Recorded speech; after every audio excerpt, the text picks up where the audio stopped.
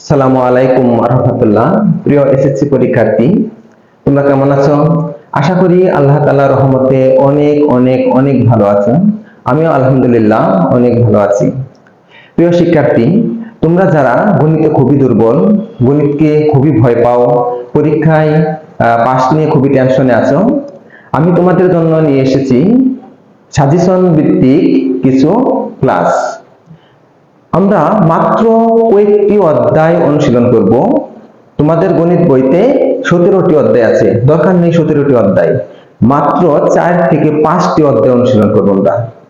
কোনো একটা স্টুডেন্ট যদি মনোযোগ সহকারে 4 থেকে 5টি চ্যাপ্টার খুবই ভালোভাবে আয়ত্ত করে বেশি বেশি প্র্যাকটিস করে, ইনশাআল্লাহ পরীক্ষায় তো পাস করবেই, বরং ভালো রেজাল্ট হবে ইনশাআল্লাহ। তাই আমি তোমাদেরকে বলবো, তোমরা আমার ভিডিওগুলো ফলো করবে এবং সেই অনুযায়ী বাসায় আমল করবে, অর্থাৎ সেই অনুযায়ী বাসায় প্র্যাকটিস করবে।